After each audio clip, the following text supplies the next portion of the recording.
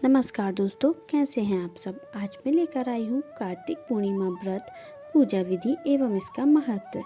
कार्तिक पूर्णिमा का महत्व वैष्णवों के लिए ही नहीं बल्कि स्मार्त यानी सामान्य आस्तिक जीवों के लिए भी बहुत अधिक है। कार्तिक पूर्णिमा को त्रिपुरारी पूर्णिमा भी कहा जाता है। कार्तिक पूर्णिमा के दिन से ही चातुर्मास की समाप्ति होती है।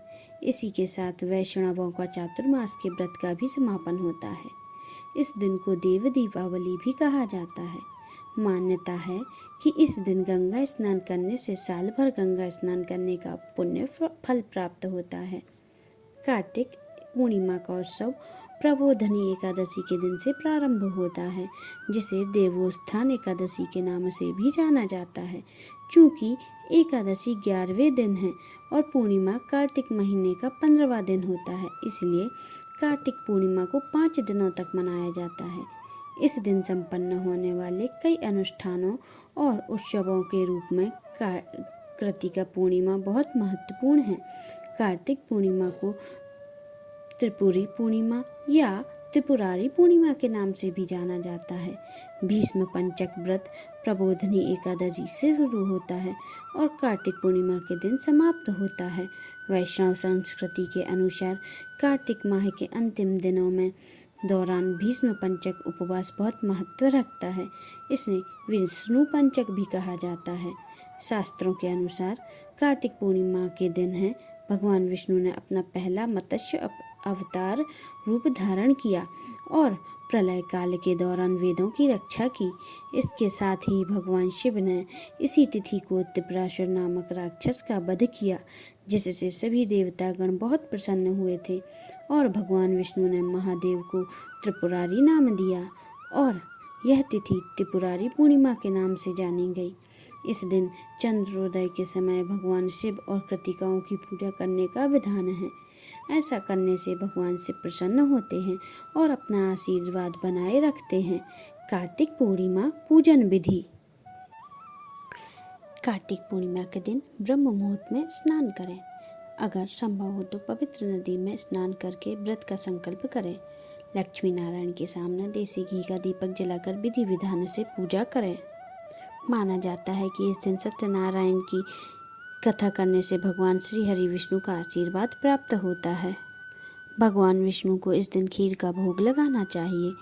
वहीं इस दिन शाम को लक्ष्मी नारायण जी की आरती करके तुलसी जी के पास घी का दीपक जलाना चाहिए। कार्तिक पूर्णिमा के दिन घर में ही दीपक जलाना चाहिए। इस दिन हो सके तो गरीबों को दान दें और भूखों को भोजन कराना चाहिए। कार्तिक पूर्णिमा की कथा। पौराणिक कथा के मुताबिक तारकासुर नाम का एक राक्षस था, जिसके 3 पुत्र थे, तारकक्ष, कमलकक्ष एवं विद्युतमाली। भगवान शिव के बड़े पुत्र कार्तिकेय ने तारकासुर का वध किया। उनके पिता की हत्या की खबर सुन तीनों पुत्र बहुत ही दुखी हुए। तीनों ने मिलकर ब्रह्मा जी से वरदान मांगने के लिए घोर तपस्या की।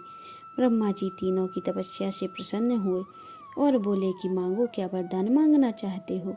तीनों ने ब्रह्मा जी से अमर होने का वरदान मांगा, लेकिन ब्रह्मा जी ने उन्हें इसके अलावा कोई दूसरा वरदान मांगने को कहा।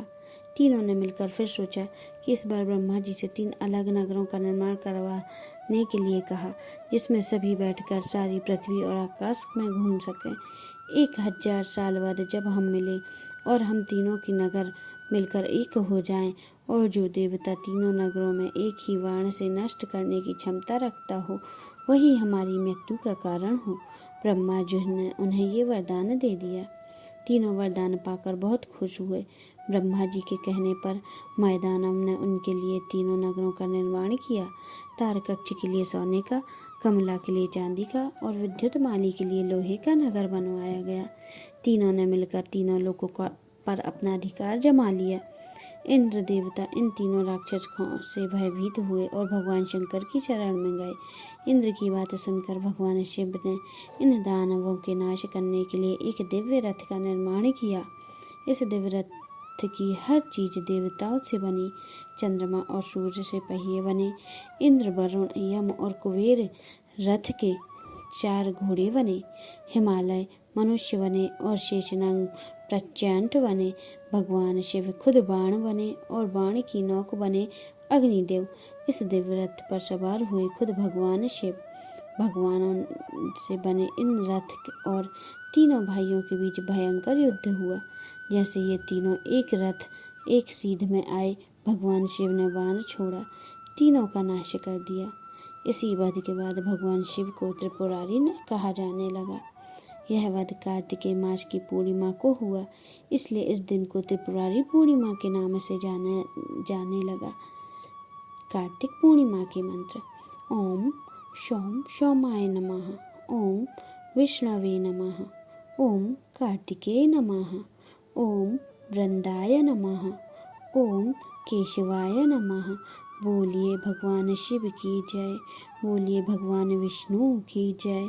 जय श्री कृष्णा भक्तों। कथा समाप्त।